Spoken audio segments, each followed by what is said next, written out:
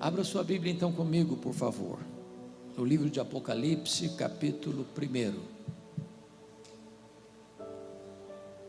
Apocalipse, capítulo 1.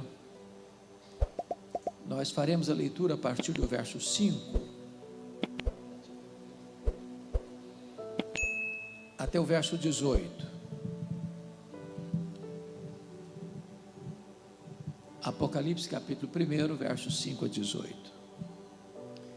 Eu vou começar a leitura a partir do verso 5, parte B. E está escrito: Aquele que nos ama e pelo seu sangue nos libertou dos nossos pecados e nos constituiu reino, sacerdotes para o seu Deus e Pai, a Ele a glória e o domínio pelos séculos dos séculos. Amém. Eis que vem com as nuvens, e todo olho verá, até quantos o traspassaram. E todas as tribos da terra se lamentarão sobre ele, certamente. Amém. Eu sou o Alfa e o Ômega, diz o Senhor Deus, aquele que é, que era e que há de vir, o Todo-Poderoso. Eu, João, irmão vosso e companheiro na tribulação, no reino e na perseverança, em Jesus achei-me na ilha chamada Patmos por causa da palavra de Deus e do testemunho de Jesus. Achei-me espírito no dia do Senhor, e ouvi por detrás de mim grande voz como de trombeta dizendo: o que vês, escreve em livro e manda às 7 igrejas: Éfeso, Esmirna, Pérgamo, Tiatira, Sardes, Filadélfia e Laodiceia.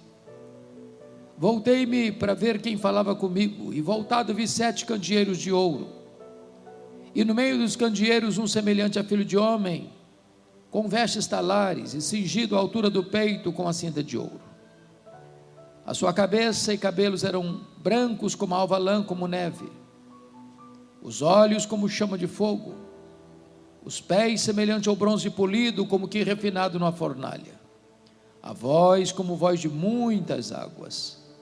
Tinha na mão direita 7 estrelas, e da boca saía-lhe uma afiada espada de 2 gumes. O seu rosto brilhava como o sol na sua força. Quando o vi, caí a seus pés como morto. Porém ele pôs sobre mim a mão direita, dizendo: não temas, eu sou o primeiro e o último, e aquele que vive. Estive morto, mas eis que estou vivo pelos séculos dos séculos, e tenho as chaves da morte e do inferno. Amém. Meus amados, quando o apóstolo João escreveu estas palavras, a igreja estava vivendo os seus dias mais sombrios. Os crentes estavam sendo queimados vivos, crucificados, jogados às feras, martirizados. Este primeiro século do cristianismo foi doloroso, muito doloroso. A maioria dos imperadores romanos eram homens maus, truculentos, sanguinários.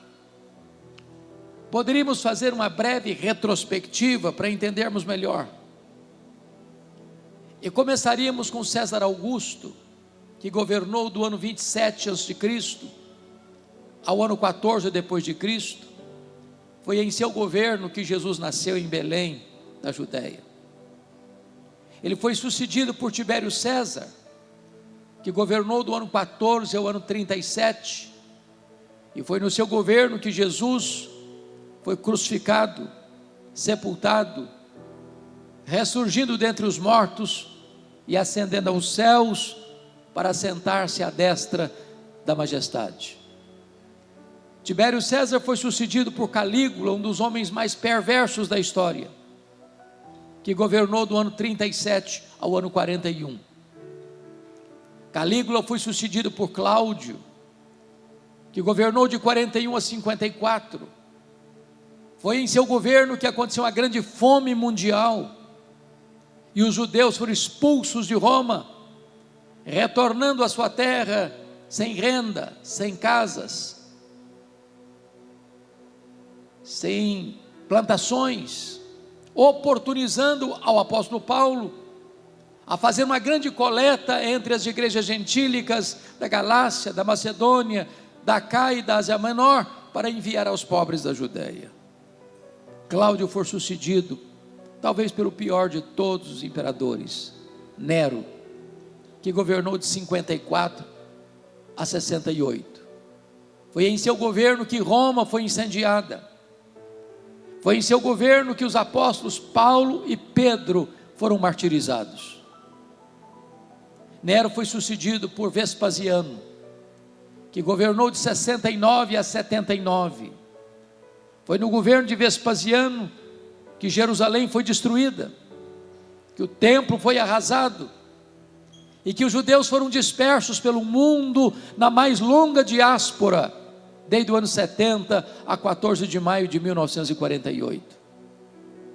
Foi também em seu governo, no ano 70, que foi inaugurado em Roma um Coliseu, o Anfiteatro da Morte, que em 100 dias de inauguração, mais de 10 mil crentes foram mortos com requinte de crueldade. Vespasiano foi sucedido por Tito Flávio, que governou de 79 a 81, o mesmo general que destruiu Jerusalém, agora assume o comando do Império Romano. Tito Flávio foi substituído por Domiciano, que governou de 81 a 96, o primeiro imperador a arrogar para si o título de Senhor e Deus, tão mau e tão perverso, que foi chamado de segundo Nero, ou Nero Redivivo. Foi este imperador que deportou o apóstolo João, então pastor da igreja de Éfeso, para uma colônia penal, para uma ilha vulcânica do mar Egeu, a ilha de Patmos. Vale dizer que a essas alturas, todos os demais apóstolos estavam mortos, e mortos pelo viés do martírio. João era o último representante do colégio apostólico. A intenção do imperador Domiciano, certamente, era calar a voz do último apóstolo de Jesus, e jogar uma pá de cal na igreja tão sofrida.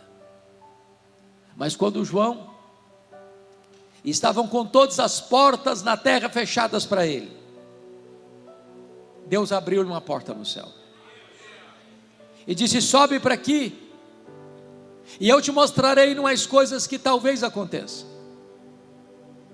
Eu te mostrarei umas coisas que podem acontecer. Eu te mostrarei as coisas que devem acontecer. Mesmo nos dias mais sombrios da história, não são os poderosos deste mundo que têm as rédeas nas mãos. É o Deus Todo-Poderoso que está sentado no trono, e é Ele quem governa a história e protege a sua igreja. Era um dia de domingo, era o dia do Senhor, quando João escuta atrás dele uma voz como de trombeta dizendo: o que vês, escreve em livro e manda às 7 igrejas: Éfeso, Esmirna, Pérgamo, Tiatira, Sardes, Filadélfia e Laodiceia. Quando ele se volta para ver quem falava com ele, ele não vê quem falava com ele. Ele vê os 7 candeeiros, ele vê as 7 igrejas, e no meio dos candeeiros um semelhante a filho de homem. Quem é este que João vê no meio das igrejas? Este é tudo no tempo e na eternidade. Este é tudo na história e na igreja. Este é tudo no Antigo e no Novo Testamento. Este é a semente da mulher, o descendente de Abraão, o cordeiro da Páscoa, a coluna de nuvem, a coluna de fogo, o maná que caiu do céu, a água que brotou da rocha. Este é simbolizado pelo tabernáculo, pela arca da aliança e pelo templo. Este é simbolizado pelas festas e pelos sacrifícios. Este é simbolizado pelo sábado. Este é o Messias prometido. Este é o maravilhoso conselheiro, Deus forte, o Pai da eternidade, o príncipe da paz. Este é o sol da justiça e a brilhante estrela da manhã. Este é o verbo que se fez carne e habitou entre nós. Este é o Cordeiro de Deus que tira o pecado do mundo, o Cordeiro que foi morto, mas está vivo pelos séculos dos séculos. Este é o primeiro, este é o último, este é o alfa, este é o ômega, este é aquele que era, que é e que há de vir. Este é o Rei dos reis, este é o Senhor dos senhores, este é o noivo da igreja, este é a razão da nossa vida, a nossa esperança, a nossa paz, a nossa justiça, a razão do nosso viver. Este é Jesus, a quem adoramos nesta noite. Eu gostaria de tratar de 3 lições à luz desse texto com vocês. A primeira lição é quem é Jesus. A segunda lição, o que fez Jesus. A terceira lição, quais são as implicações destas 2 verdades anteriores: quem Jesus é e o que ele fez. Vamos ver em primeiro lugar quem é esse Jesus. Remeto vocês inicialmente ao verso 13. Está escrito: e vi no meio dos candeeiros um semelhante a filho de homem. E a primeira verdade a destacar é que ele é onipresente. Ele está ao mesmo tempo em Éfeso, ao mesmo tempo em Esmirna, ao mesmo tempo em Pérgamo, ao mesmo tempo em Tiatira, ao mesmo tempo em Sardes, ao mesmo tempo em Filadélfia, ao mesmo tempo em Laodiceia, ao mesmo tempo aqui nesta igreja, nesta noite. Ele está aqui, ele está presente, e é porque ele está presente que você e eu viemos para cá. Os estudiosos dizem que o nosso universo tem mais de 93 bilhões de anos-luz de diâmetro. E eu tenho que concordar com o primeiro-ministro da Holanda, Abraham Kuyper, quando disse: nesse vasto e insondável universo, não há sequer 1 centímetro onde Jesus não possa dizer: eu criei isso aqui, eu sou dono disso aqui, eu estou aqui. Ele está em toda parte. Ele está aqui nesta noite. A segunda verdade está aí no versículo 14, quando diz: a sua cabeça e cabelos eram brancos como a alva lã, como neve. O que significa? Significa que ele é eterno, ele preexiste ao tempo, ele preexiste à história, ele preexiste ao princípio, ele preexiste à criação, logo ele é eterno. Ele não foi criado, ele é o Criador. Ele não passou a existir, ele é o Pai da eternidade. Ele é aquele que era, que é e que há de vir. Ele é Deus de eternidade a eternidade. Não há um momento sequer no tempo e fora do tempo onde ele não esteja presente e seja real. Ele existe fora do tempo, além do tempo. Ele é transcendente. Ele está dentro do tempo. Ele é imanente. Ele é. Ele será. Ele sempre foi. Ele é eterno. Mas notem comigo o versículo 14, na parte B, que diz que os olhos são como chama de fogo. E o que significa isso? Significa que ele é onisciente. Ele tudo sabe, ele tudo conhece, ele a todo sonda, ele conhece o revelado e conhece o oculto, ele conhece o cognoscível e o incognoscível, ele conhece o que a ciência já descobriu, o que a ciência há de descobrir e o que a ciência talvez jamais descobrirá. É por isso que ele anda no meio das igrejas. E há um estribilho que se repete em todas elas: eu conheço, eu conheço, eu conheço, Eu conheço, eu conheço, eu conheço, eu conheço, eu conheço as tuas obras, eu conheço a tua tribulação e a tua pobreza, eu conheço o lugar onde tu habitas. Ele conhece o seu nome, Ele conhece o seu passado, Ele conhece o seu presente, Ele conhece o seu futuro, Ele conhece as suas dores, Ele conhece as suas lágrimas, Ele conhece as suas angústias, Ele conhece as suas noites indormidas, Ele conhece as suas madrugadas insones, Ele conhece os seus pesadelos, Ele conhece a sua dor, Ele conhece você por dentro e por fora, Ele conhece totalmente, exaustivamente, e apesar disso, Ele ama você.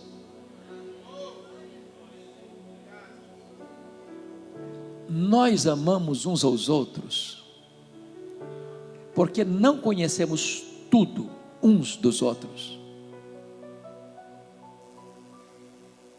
Se as pessoas conhecessem até nossos pensamentos, fugiriam de nós, escandalizadas. Mas Ele conhece até os nossos pensamentos. Ele conhece as nossas palavras antes que elas cheguem à nossa boca. E apesar de conhecer-nos, percorrer os corredores escuros da nossa alma, abrir todas as gavetas secretas do nosso coração, até mesmo abrir o caixa 2 moral da nossa vida, Ele ainda nos conhece e nos ama. Este é Jesus. Mas notem, versículo 15 diz: os pés semelhantes ao bronze polido, como que refinado numa fornalha. O que significa isso? Significa que Ele é onipotente. Isso significa que ninguém pode vencê-lo, derrotá-lo, intimidá-lo, deslustrar sua glória, colocá-lo contra a parede. Jesus não está lá no céu esfregando as mãos, nervoso e ansioso, sem saber o que faz com esse mundo. Ele é o todo-poderoso Deus, o vencedor invicto em todas as batalhas.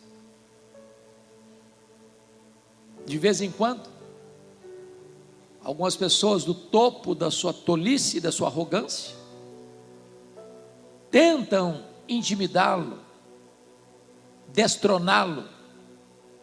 Mais recentemente, o patrono dos ateus ou dos agnósticos da Inglaterra, Richard Dawkins, escreveu um livro blasfemo, ruidoso, Deus, um delírio.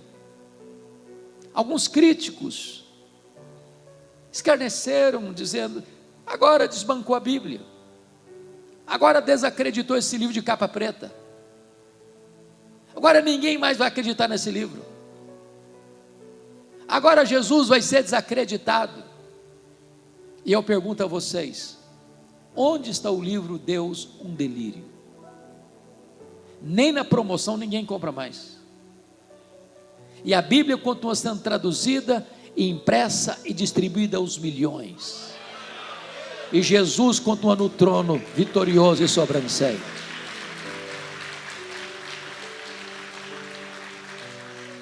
O carnaval brasileiro de 2025, em muitos lugares do Brasil, em muitas escolas de samba, fizeram apologia ao diabo,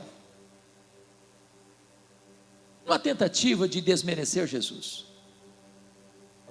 Há algum tempo em São Paulo, no carnaval, encenaram o diabo arrastando Jesus pelos cabelos rua fora, achando que com isso vai derrotar Jesus. A cena que eu vejo, pastor Alex, é do Salmo 2. Jesus lá em cima olhando essa cena bizarra e blasfema, e rindo,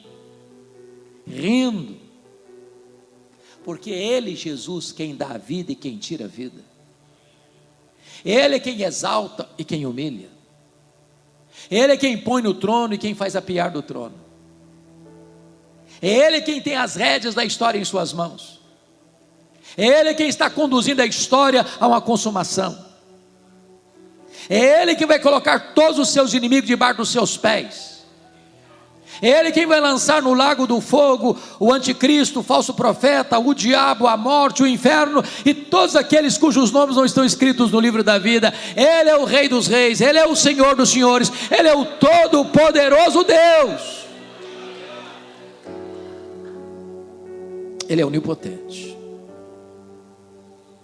Mas vejam vocês no verso 15, a voz é como voz de muitas águas. E o que significa isso?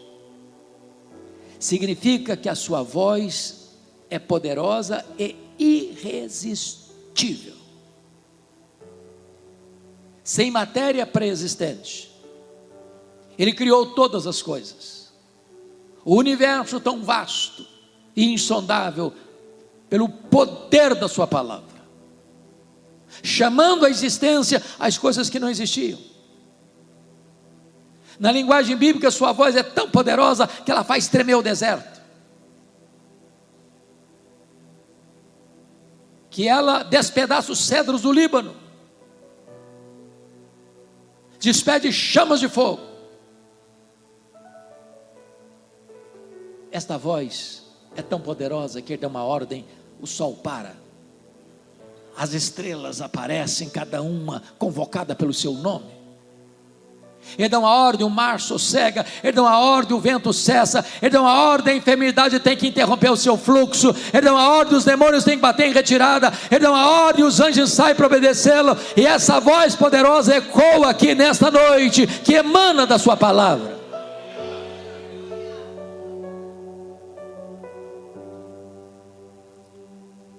Mas o verso 16 diz que saía da sua boca uma afiada espada de 2 gumes. E o que significa isso? Significa que ele é o vencedor em todas as batalhas. Às vezes as pessoas levam o texto para a questão do Armagedon. Armagedon é uma região de Israel, da Galileia,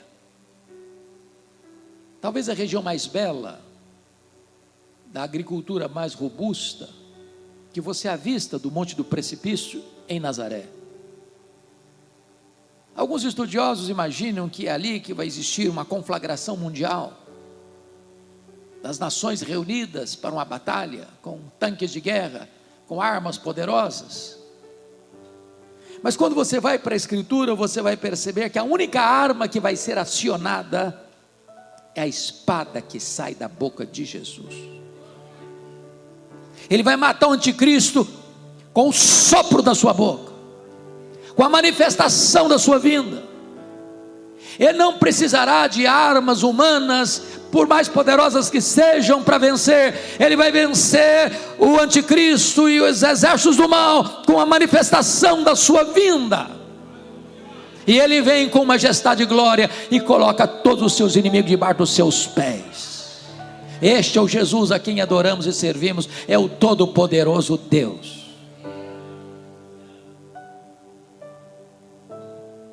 É por isso que João, no verso 17, quando o vê, cai a seus pés como morto.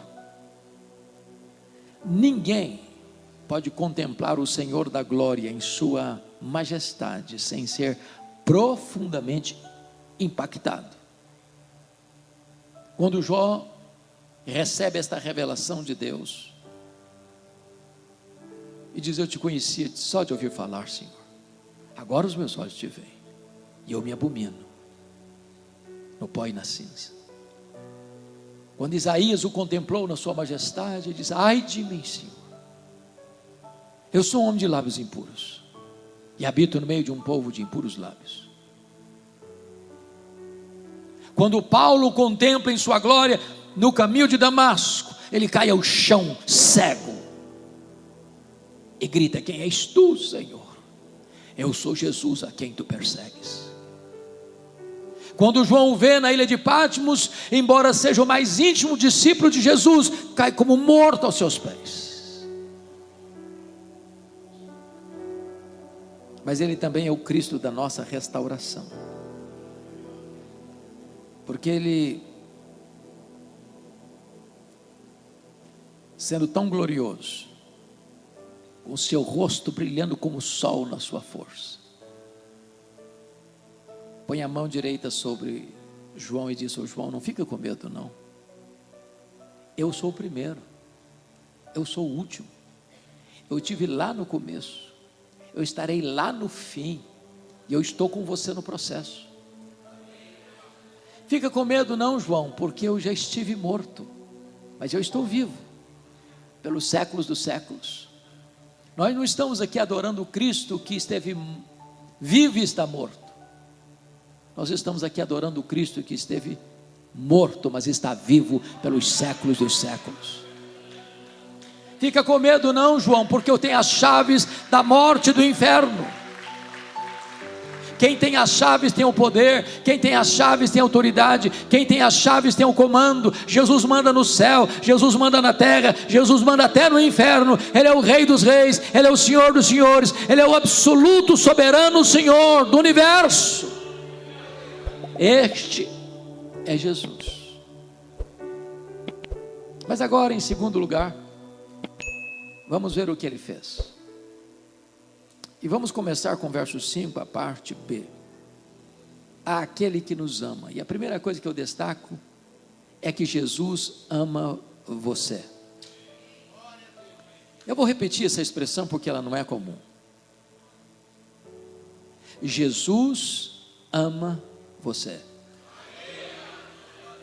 Não encontro remédio mais eficaz para curar autoestima achatada e complexo de inferioridade. Os nossos irmãos puritanos da Inglaterra, no século 17, perguntavam: achas pouco os seres amados por Deus? Ele ama você com amor eterno. Não tinha céu, não tinha terra, não tinha mundos estelares, não tinha anjos, e você já estava no coração de Deus. O amor dele por você é incondicional. Não há nada que você possa fazer para Deus amar você mais. Não há nada que você possa fazer para Deus amar você menos. Ele ama você com amor eterno. Agora, a causa do amor de Deus por você não está em você, está nele mesmo. Ele não passou a amar você porque você o amou primeiro. Ele amou você primeiro, então você passou a amá-lo. O seu amor por ele é o refluxo do fluxo do amor dele por você. Ele não amou você por causa dos seus méritos, ele amou você apesar dos seus deméritos. Ele não amou você por causa das suas virtudes, ele amou você apesar dos seus pecados. O amor dele por você é imerecido. Ele amou você e a mim quando nós éramos fracos, ímpios, pecadores e inimigos. O amor dele por nós é um amor provado. Deus prova o seu próprio amor para conosco, pelo fato de ter Cristo morrido por nós, sendo nós ainda pecadores. Que privilégio sermos amados por Ele. A segunda verdade que eu destaco está ainda no verso 5, e está escrito aí: e pelo seu sangue nos libertou dos nossos pecados. Primeiro, Ele amou você. Segundo, Ele morreu por você. É isso mesmo. Ele morreu por você. O apóstolo Paulo diz: dificilmente alguém morreria por um justo. Talvez por um justo alguém se anime a morrer, mas Deus prova o seu próprio amor para conosco, pelo fato de ter Cristo morrido por nós, sendo nós ainda pecadores. Deus não poupou o seu próprio Filho, antes por todos nós o entregou. Mas Ele não morreu por você, porque foi uma vítima do sistema poderoso do Império Romano, que tramou contra Ele. Ele não morreu por você, porque Ele sucumbiu à conspiração do Sinédrio judaico. Ele não morreu por você, porque Judas o traiu por ganância, porque Pedro negou por covardia, ou porque Pilatos o sentenciou por conveniência política. Ele disse: ninguém tira a minha vida de mim, pelo contrário, eu espontaneamente a dou. Ele não foi para aquela cruz como um mártir, ele não foi para aquela cruz esperneando, ele caminhou para aquela cruz como um rei caminha para a sua coroação. A Bíblia diz que ele não levou em conta a vergonha, a ignomínia da cruz, pela alegria que lhe estava proposta, a alegria de morrer por você, e de comprar você com o seu sangue, e dar a você a vida eterna. Mas o texto diz, que pelo seu sangue nos libertou dos nossos pecados, e significa que o pecado escraviza,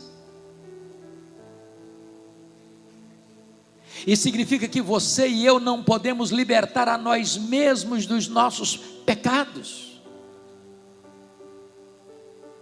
Assim como o leopardo não pode mudar suas manchas, assim como o etíope não pode mudar a cor da sua pele, nem você nem eu podemos fazer o mal, acostumados a fazer o bem, acostumados a fazer o mal. Não podemos quebrar os nossos próprios grilhões, não podemos limpar a nós mesmos, não podemos perdoar a nós mesmos, não podemos salvar a nós mesmos. Nenhuma igreja pode livrar você do pecado, nenhuma religião pode livrar você do pecado, nenhuma terapia psicológica pode livrar você do pecado, nenhum divã de psicanalista pode livrar você do pecado, nenhuma terapia psicológica pode livrar você do pecado, nenhum conceito humano pode livrar você do pecado. Somente o sangue de Jesus pode livrar você do pecado. E Ele morreu, diz a Escritura,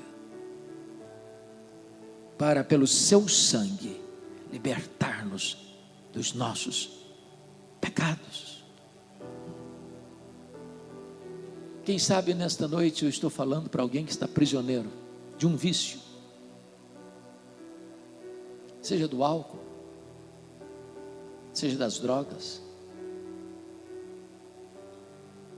seja da pornografia, seja da avareza, seja do amor ao dinheiro, seja das mazelas. Quem sabe você já tentou, quem sabe você já correu atrás de tantas alternativas humanas, e você não tem conseguido, e não conseguirá, porque não há outra maneira de você ser liberto, a não ser pelo sangue de Jesus. E Jesus está aqui nesta noite para quebrar as algemas, para romper as cadeias e para tornar você verdadeiramente livre.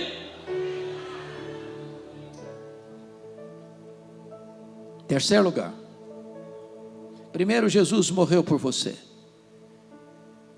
Primeiro, Jesus amou você. Segundo, Jesus morreu por você. Terceiro, Jesus exaltou você. Versículo 6, está escrito: e nos constituiu reino, sacerdotes para o seu Deus e Pai. Todos vocês sabem que lá na antiga aliança, nenhum rei podia ser sacerdote, nenhum sacerdote podia ser rei, exceto Melquisedeque, que era um tipo de Cristo.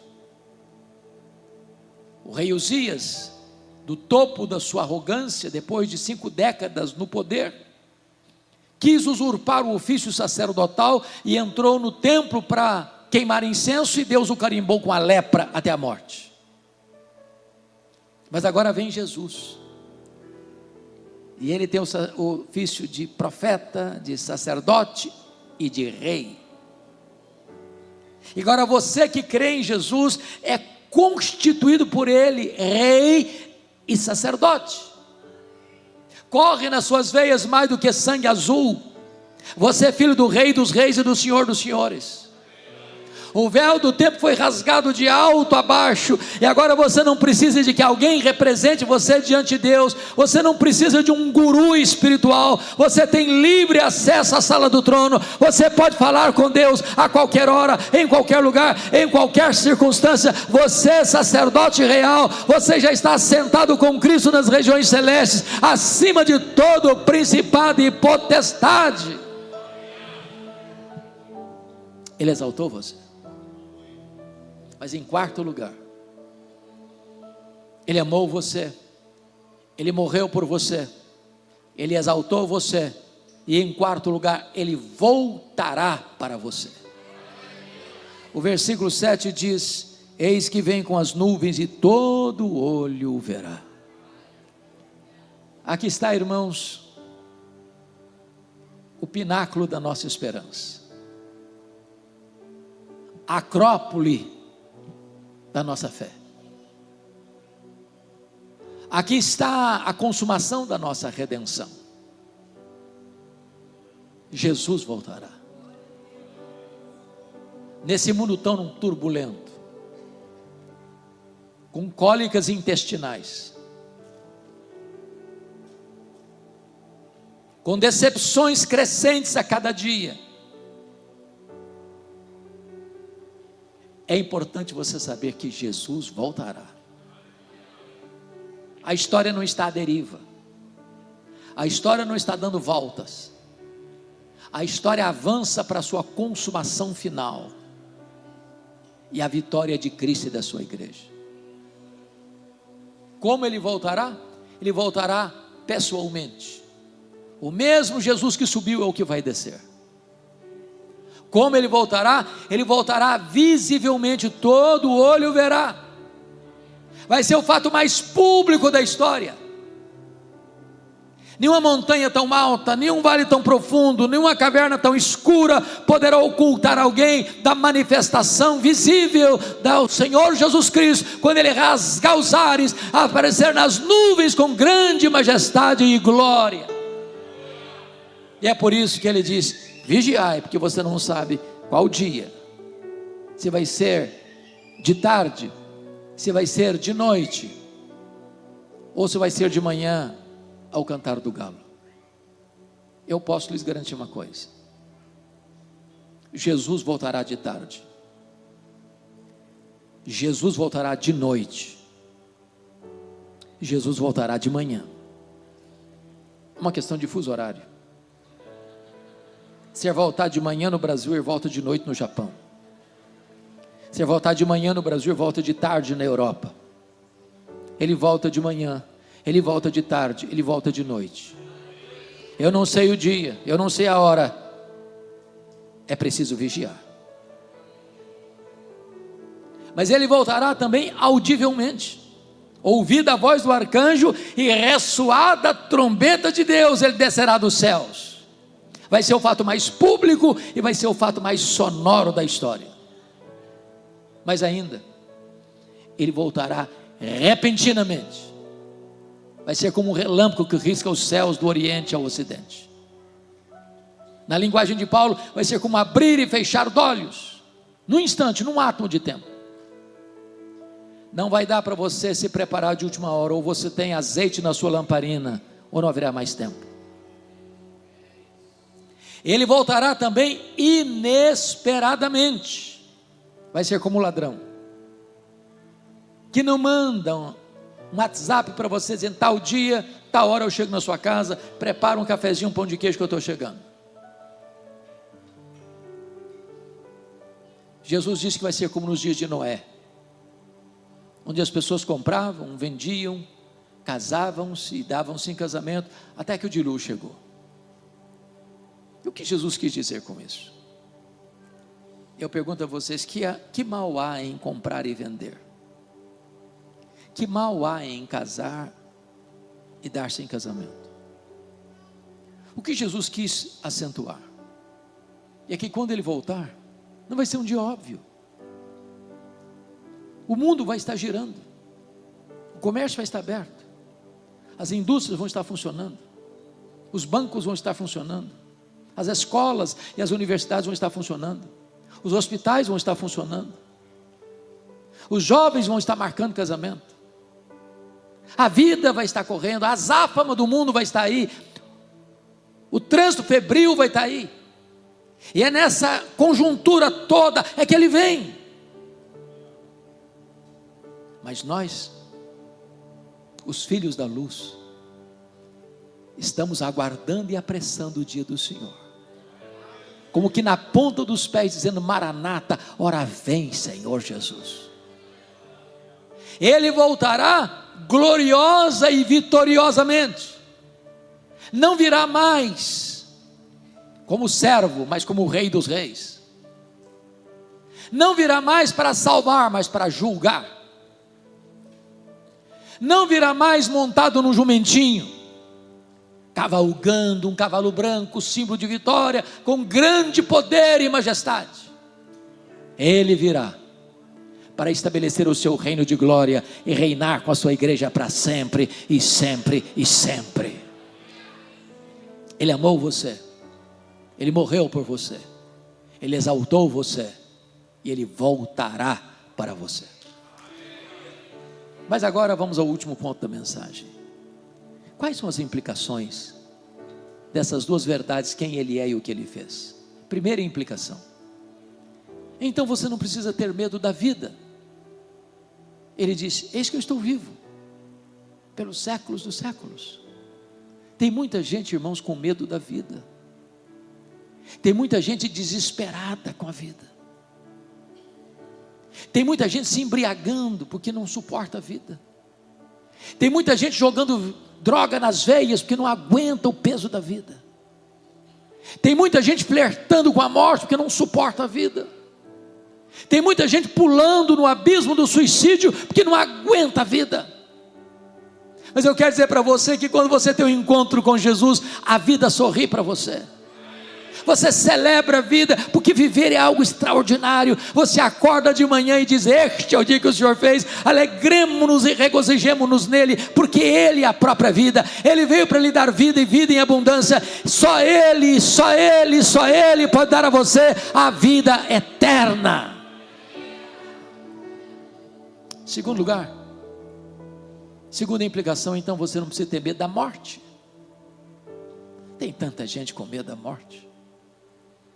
Eu sei que a Bíblia diz que a morte é o rei dos terrores, mas Jesus é o Rei dos reis. Ele entrou nas entranhas da morte, Ele arrancou o aguilhão da morte, Ele matou a morte e Ele ressurgiu, inaugurando a imortalidade, e Ele é a ressurreição e a vida. E se você crer nele, você nunca mais morrerá eternamente. A morte não tem a última palavra, o túmulo não é o nosso último endereço. O morrer agora não é prejuízo, é lucro, porque morrer é deixar o corpo e habitar com o Senhor. Morrer é partir para estar com Cristo, que é incomparavelmente melhor. Mas em terceiro lugar, você não precisa ter medo do desconhecido. Me permita esclarecer esse ponto. Me permita uma pergunta diagnóstica. Quem nesse auditório tem convicção de que já nasceu de novo? Foi regenerado pelo Espírito Santo? Foi habitado pelo Espírito Santo? Foi selado com o Espírito Santo? Tem seu nome escrito no livro da vida? É cidadão do céu? Está seguro nos braços de Jesus? Quem tem essa convicção nessa noite? Louvado seja Deus.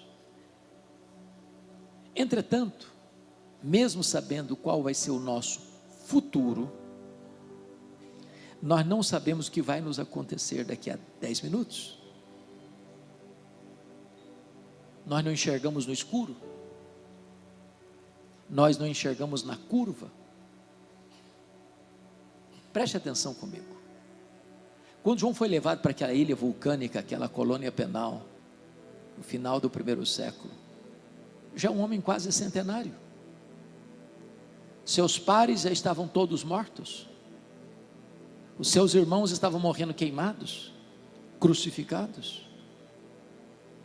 O cenário era muito sombrio. Parecia o fim. Quando de repente ele escuta aquela voz: sobe para aqui.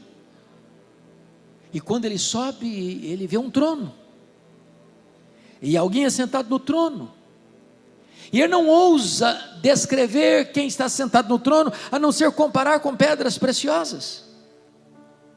E ele vê que aquele que está sentado no trono tem um livro de todo escrito por dentro e por fora, selado de 7 selos, em sua mão direita.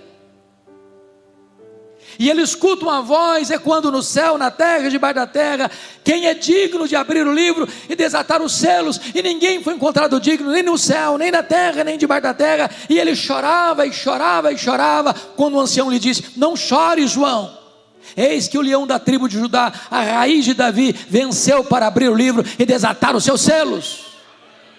E então o leão da tribo de Judá pega o livro da mão daquele que está sentado no trono e abre os seus selos, e as trombetas tocam, o quarteto do mal se levanta, o diabo, o anticristo, o falso profeta, a grande Babilônia, as taças da ira de Deus são derramadas, e então o quarteto do mal cai em ordem inversa, e a cena que se vê é Jesus em majestade e glória, descendo das nuvens com grande poder, para reinar com a sua igreja, e para colocar todos os seus inimigos debaixo dos seus pés, e Jesus reinando com a sua igreja, para sempre, e sempre, e sempre, e sempre, e sempre. Eu não conheço o que vai me acontecer amanhã, mas eu sei que no amanhã Jesus está comigo. Eu não enxergo na curva, mas Ele enxerga na curva. Eu não enxergo no escuro, mas Ele enxerga no escuro. Eu não sei o que vai me acontecer, mas eu sei que Jesus estará comigo para sempre, e sempre, e sempre. Louvado seja o seu nome. Mas finalmente, em quarto e último lugar, eu não preciso ter medo da vida, eu não preciso ter medo da morte, eu não preciso ter medo do desconhecido, e eu não preciso ter medo da eternidade. Eis que eu estou vivo pelos séculos dos séculos. Quando os milênios rolarem nas dobras do futuro, Ele estará lá,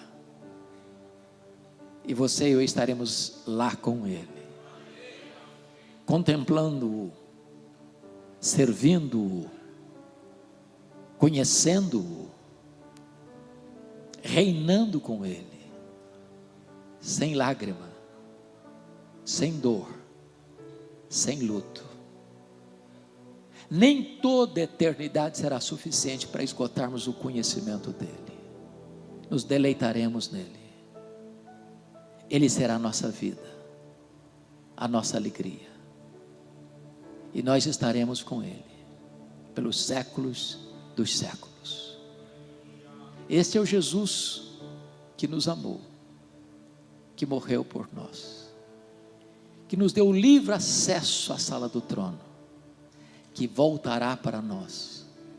Este é o Jesus com quem reinaremos para todo sempre.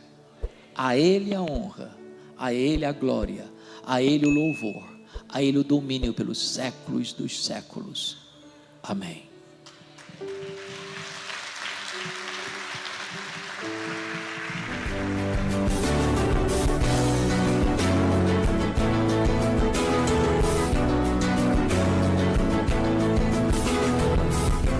Palavra da Verdade, com Hernandes Dias Lopes.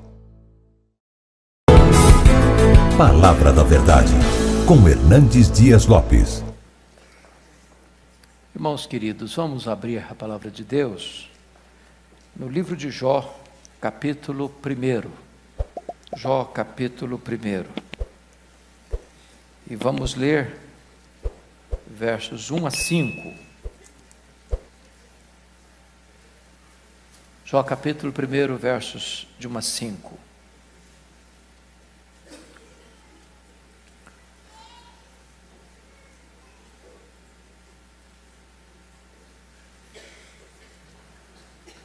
Está escrito: havia um homem na terra de Uz, cujo nome era Jó, homem íntegro e reto, temente a Deus, que se desviava do mal. Nasceram-lhe 7 filhos e 3 filhas. Possuía 7.000 ovelhas, 3.000 camelos, 500 juntas de bois e 500 jumentas. Era também muito numeroso o pessoal ao seu serviço, de maneira que este homem era o maior de todos os do Oriente. Seus filhos iam às casas uns dos outros e faziam banquetes, cada um por sua vez, e mandavam convidar as suas 3 irmãs a comerem e beberem com eles. Decorrido o turno de dias de seus banquetes, chamava Jó a seus filhos e os santificava. Levantava-se de madrugada e oferecia holocaustos segundo o número de todos eles, pois dizia: talvez tenham pecado os meus filhos e blasfemado contra Deus em seu coração. Assim o fazia Jó continuamente. Amém. Meus amados, eu quero hoje, a propósito do Dia dos Pais, trazer uma palavra para a igreja acerca deste momentoso assunto. Como sermos pais de verdade. E queremos evocar então a figura deste homem que viveu distante de nós há alguns milênios. Este homem que recebe da parte de Deus o mais elevado elogio de singularidade. E Deus afirma acerca dele ao próprio diabo acusador: observaste o meu servo Jó? Porque há ninguém na terra semelhante a ele, homem íntegro, reto, temente a Deus, que se desvia do mal. Este homem, e não obstante ser o homem mais rico da sua geração, e isso está claramente expresso no verso 3, de maneira que este homem era o maior de todos os do Oriente, era também o homem mais piedoso da sua geração. Não há nenhum pecado em ser rico, não há nenhum pecado em ser próspero financeiramente. É possível, ao mesmo tempo, ser a pessoa mais rica e também a mais piedosa, e assim era Jó. E todos vocês conhecem a história deste homem, como ele foi dura e implacavelmente provado, e como Deus permitiu que ele fosse provado, nas 3 áreas talvez mais vitais, provando ele que amava a Deus mais do que o dinheiro, mais do que a família e mais do que a si mesmo. E vocês conhecem a história desse homem, como ele é golpeado nas 5 áreas mais importantes da vida: a área financeira, a área do casamento, a área da saúde, a área dos filhos e a área das amizades. Vocês bem conhecem como Deus restaura este homem de uma maneira magnífica, dando o dobro de tudo quanto outrora possuíra. E como este homem encerra as cortinas da sua história, revelando para nós que Deus é aquele que recompensa aqueles que o honram. Mas hoje, em particular, eu gostaria de trazer à memória esclarecida de vocês um pouco sobre a vida de Jó como pai. Que lições podemos aprender deste antigo patriarca nesta área tão vital da paternidade? E eu chamo a atenção para alguns pontos. Primeiro, Jó, um pai que andou com Deus e legou aos filhos o rico exemplo de um caráter irrepreensível. A maioria de nós, se não todos nós aqui, não temos condições de dar para os filhos o que Jó deu. Jó era o mais rico. E eu imagino quantos bens possuíam os filhos de Jó. Eu imagino que casas boas os filhos de Jó moravam. Eu imagino quantos recursos eles tinham para fazer banquetes com muita frequência. Mas o maior legado que Jó deixou para os filhos não foram os bens, foi o exemplo. Eu acho que todos nós pais queremos o melhor para os nossos filhos. Eu acho que todos nós pais trabalhamos para deixar um legado, até mesmo físico, material, para os nossos filhos. Mas, amados irmãos, muito mais importante do que coisas, nós devíamos deixar para os nossos filhos exemplo. Muito mais do que presentes, os nossos filhos precisam de presença. A maior herança que um pai pode deixar para os filhos não são propriedades, bens móveis e imóveis, mas é o legado de uma vida limpa, de um caráter irrepreensível, de uma conduta ilibada. Nós pais somos como que espelhos para os nossos filhos. Os nossos filhos nos veem mais do que nos escutam. Nossa vida fala mais alto aos nossos filhos do que o nosso discurso. E é exatamente isso que Jó vai legar para os seus filhos. Notem vocês que Jó era um homem íntegro no meio de uma geração perversa, porque a Bíblia diz que ele era um homem da terra de Uz. Quando você vai pesquisar, era uma terra idólatra, com muitos deuses, com paganismo, com muitos ídolos, com muitas crendices. E é nesse canteiro de idolatria que floresce este lírio da fidelidade a Deus, do conhecimento de Deus, da comunhão com Deus. E para nós então Jó serve de exemplo para dizer que não importa quão corrompida seja a sociedade brasileira, quão decadentes sejam os usos e costumes da sociedade brasileira, quão desviada seja a religiosidade brasileira, você e eu como pais precisamos viver uma vida irrepreensível no meio dessa geração corrupta e perversa.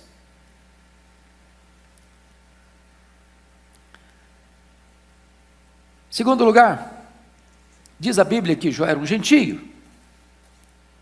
E você percebe que o desafio então era este homem viver cercado de muitas crenças e de muitos valores, na contramão dos valores de Deus, uma vida piedosa, como por exemplo, viveu Abraão no seu tempo, saindo de Ur dos Caldeus, como Daniel na Babilônia, no Império Medo-Persa, como Obadias na corte de Acabe, ou como os santos na casa de César.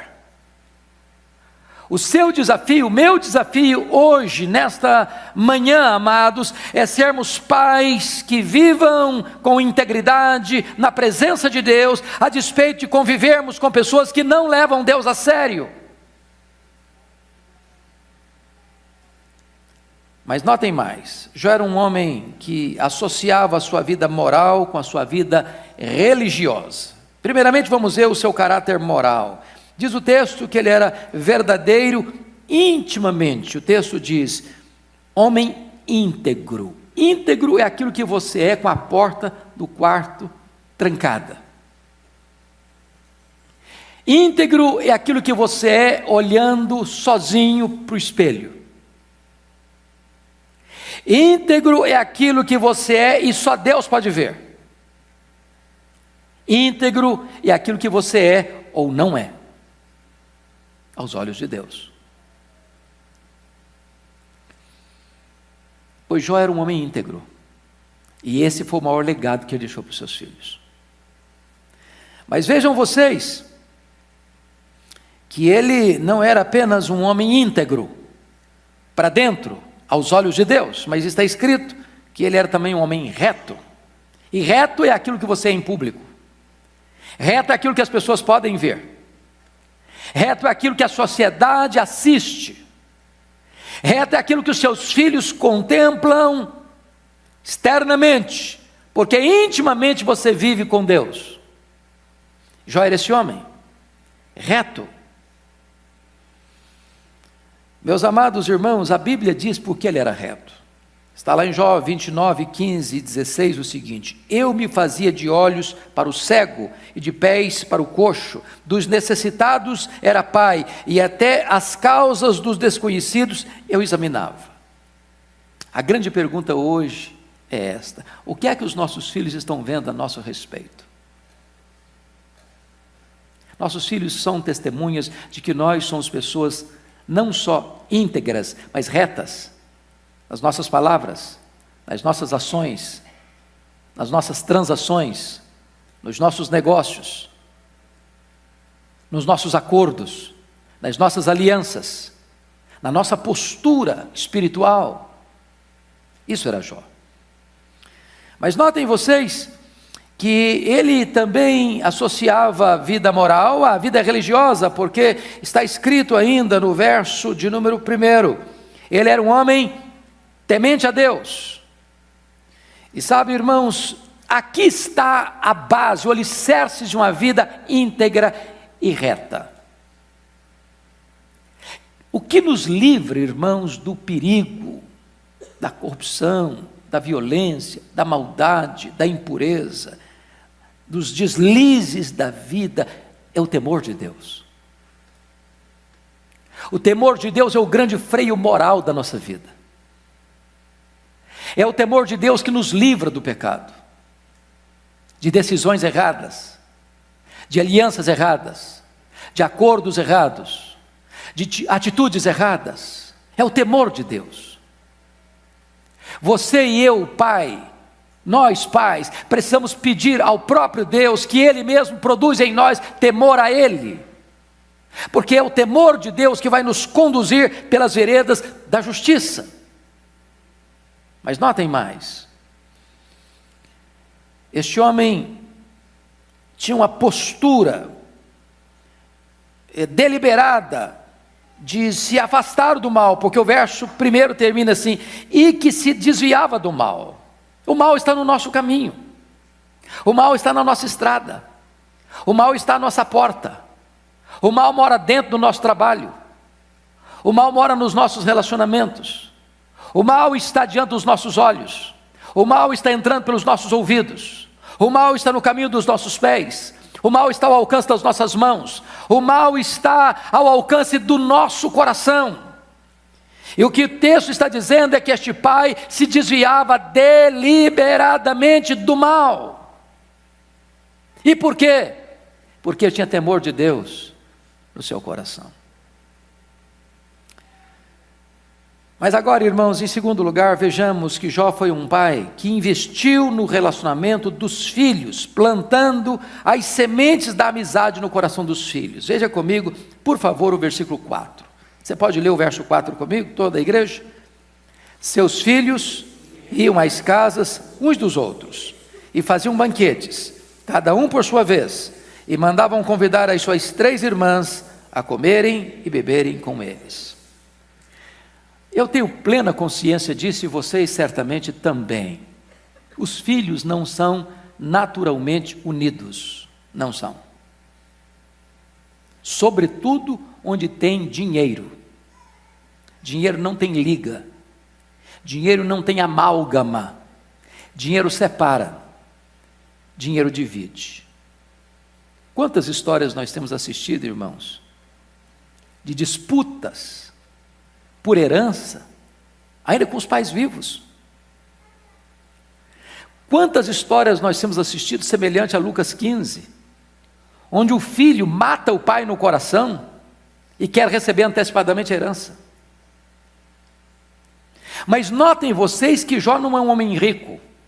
Jó é o homem mais rico da sua geração. E ele tem 10 filhos. E esses filhos são amigos. E esses filhos celebram juntos. E esses filhos se alegram juntos. E para que você veja 10 irmãos unidos, pode ter certeza, é que por trás tem um pai, tem uma mãe que costura essa unidade. Por trás tem um pai e tem uma mãe que constrói pontes em vez de cavar abismos entre os seus filhos. E vocês percebem que tantas vezes, mesmo gente piedosa, não pôde legar aos filhos esta bênção que Jó planta no coração dos filhos, que era a amizade dos filhos. Se não, vejamos, pensa comigo em Adão, o primeiro pai. Abel e Caim. Eu não sei como é que era a casa do Adão, a Bíblia não faz nenhuma menção. Mas os irmãos não tinham relacionamento de amizade, a ponto de um se levantar para matar o outro. Pensa comigo em Abraão, Ismael e Isaque, a ponto de uma crise surgir dentro de casa e Abraão ter que despedir Agar com o seu filho Isaque para o deserto. Pensa comigo em Isaque, que tem 2 filhos, e eles se transformam em verdadeiros inimigos dentro de casa, um mentindo, outro traindo, e uma inimizade de 20 anos. Pense comigo em Jacó, cujos irmãos odeiam José e vendem-no como uma mercadoria barata para o Egito. Pensem comigo em Davi, o grande rei Davi, que tem dentro da sua casa traição, estupro, orquestração, assassinato, derramamento de sangue. Oh, irmãos amados, eu acho que aqui está um grande papel nosso como pais, investir no relacionamento dos nossos filhos. Não basta que cada um faça carreira solo, não basta que cada um tenha sucesso profissional ou em outras áreas da vida, mas cada um para um lado, sem amizade, sem companheirismo. E nós precisamos vigiar, porque os nossos filhos não são iguais, têm personalidades diferentes, têm temperamentos diferentes, têm gostos diferentes, têm preferências diferentes, têm aptidões diferentes, seguem carreiras diferentes. Mas nós, pais, precisamos trabalhar para que os nossos filhos se relacionem, sejam amigos, convivam e possam ter um relacionamento saudável entre eles. Terceiro lugar, Jó, um pai que exercia plenamente o sacerdócio no seu lar. Você pode ler comigo o verso 5 agora, toda a igreja? Vamos juntos? Decorrido o turno de dias de seus banquetes, chamava Jó a seus filhos e os santificava. Levantava-se de madrugada e oferecia holocaustos, segundo o número de todos eles, pois dizia: talvez tenham pecado os meus filhos e blasfemado contra Deus em seu coração. Assim o fazia Jó continuamente.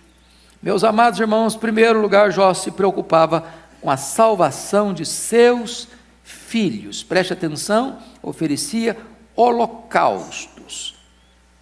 Holocausto significa, muitos deles, sobretudo, com derramamento de sangue, sacrifício de um animal em favor da expiação de pecados. Não há remissão de pecados sem derramamento de sangue. Isso aponta para nós que Jó era um pai que tinha profundo compromisso em ver os seus filhos salvos, debaixo do sangue. Amados irmãos, penso que aqui está uma lição para você e para mim, como pai, como mãe. Talvez a maior causa que deveríamos ter com Deus em relação aos nossos filhos seja esta: não adianta os nossos filhos morarem numa boa casa, terem uma boa roupa, estudarem numa boa escola, fazerem uma boa graduação, fazer uma pós, um mestrado, um doutorado, entrarem pelas portas da frente das maiores e melhores empresas, fazerem uma carreira profissional brilhante, se eles não forem salvos. se eles não estiverem debaixo do sangue. Qualquer troféu que os nossos filhos tiverem na vida, por mais honrados e aplaudidos que sejam, se os nossos filhos não estiverem debaixo do sangue, se eles não foram salvos, tudo isso é troféu de palha. Jó era um homem completamente comprometido com a salvação de seus filhos. Diferente de Eli, o sacerdote, que vem os filhos até na igreja, mas como filhos de Belial.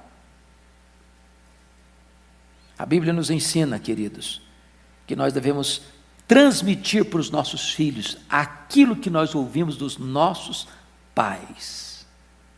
E hoje, irmãos, hoje, parece-nos até que com essa disputa de mercado, com esta concorrência até no campo educacional, parece-nos que esse interesse que os nossos filhos sejam troféus do nosso sucesso suplantou o desejo de ver os nossos filhos salvos pela graça de Deus.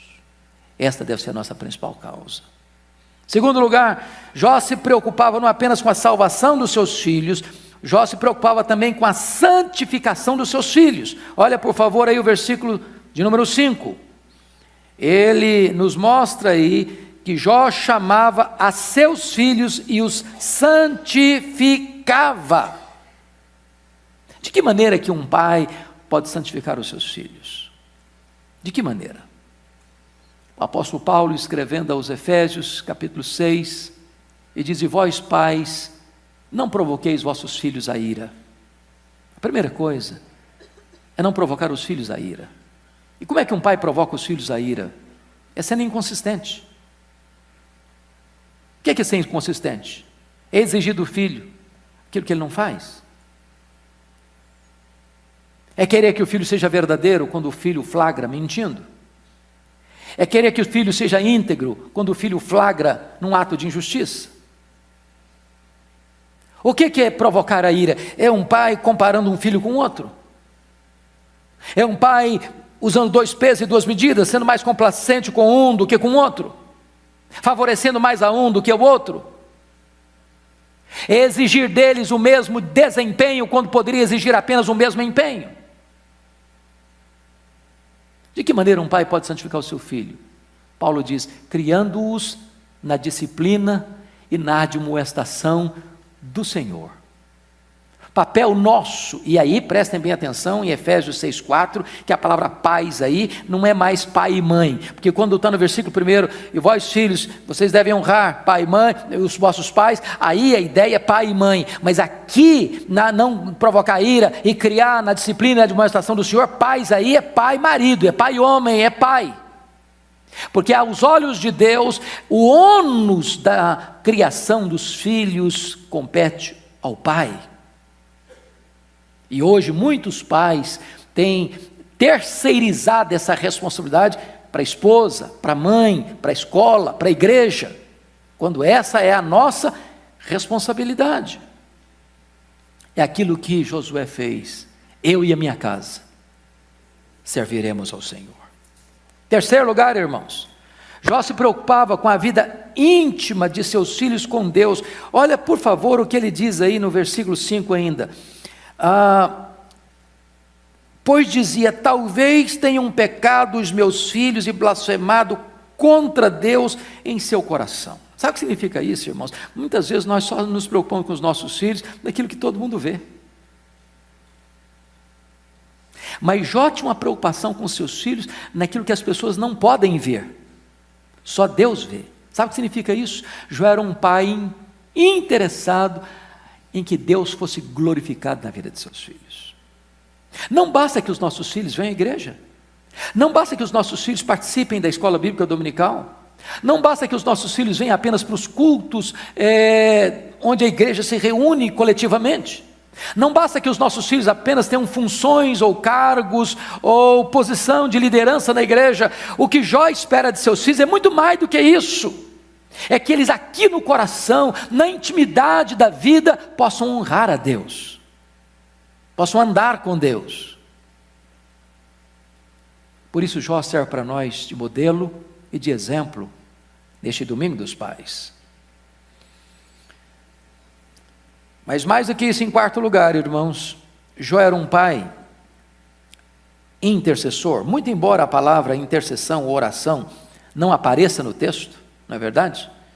Mas quando você olha o conjunto desse versículo 5, você pode perceber que Jó era esse pai intercessor, chamava Jó a seus filhos e os santificava, levantava-se de madrugada e oferecia holocausto segundo o número de todos eles, pois dizia, talvez tenham pecado os meus filhos e blasfemado contra Deus, e assim o fazia continuamente.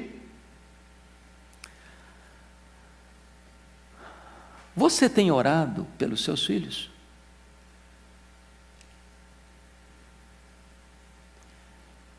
Quando você coloca a causa dos seus filhos na presença de Deus, por que você ora? Que motivo leva você a orar pelos seus filhos? Essa é a grande pergunta, e se você parar para perceber, Jó não pede nenhuma coisa material para os filhos aqui. Toda a preocupação desse pai, toda a direção desse pai tem a ver com a relação desses filhos com Deus. Talvez seja a hora de falar para os filhos agora, dizer o seguinte: não cobre coisas de seus pais, mas espere de seus pais que estejam na brecha em favor da sua vida espiritual. Porque se você, filho, buscar em primeiro lugar o reino de Deus e a sua justiça, as demais coisas vão ser acrescentadas na sua vida. Amados irmãos, nós precisamos rogar a Deus que Ele reavive o nosso coração como pais, para nós orarmos mais pelos nossos filhos. Como Ana orou por Samuel, como Mônica orou por Agostinho de Hipona. Mas como é que Jó fazia isso? Diz o texto no versículo 5, que Jó fazia isso levantando-se de madrugada.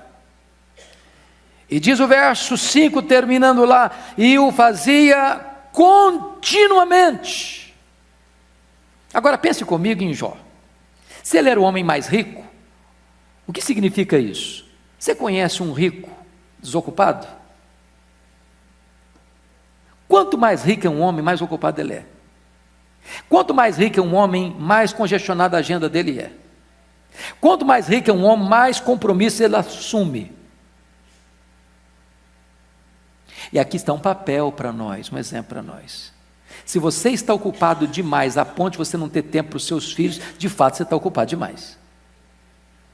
Se você está tão ocupado a ponto de não poder contactar-se com seus filhos, ligar para os seus filhos, falar com seus filhos, orar pelos seus filhos, você está ocupado demais. Jó fazia isso não ocasionalmente, Jó fazia isso continuamente. Notem vocês que ele era um homem capaz de sacrificar até mesmo o seu conforto pessoal, porque diz a Bíblia que ele se levantava de madrugada. Em outras palavras, meus filhos são minha prioridade. E eu gostaria de concluir. A Bíblia não fala, né, pastor Ival, se os meninos eram casados. Ele tinha 7 filhos, 3 filhas. O que a Bíblia diz que cada um morava na sua casa. E já para aquela época devia ser um avanço enorme. Porque na verdade a família era uma espécie de clã naquela época. Então minha impressão é que já deviam ser adultos e talvez até casados. E aqui um ponto. Nosso papel como pai não termina no dia que o filho casa, que a filha casa. Os nossos filhos se casam, eles seguem a sua vida, mas o nosso papel de intercessores, de conselheiros, não termina. Nós ainda continuaremos velando pelos nossos filhos e pelos filhos dos nossos filhos, porque este é o nosso papel de intercessores da nossa família. A minha oração é que nesta manhã do Dia dos Pais, Deus nos encoraje a imitarmos este homem que foi um pai segundo o coração de Deus.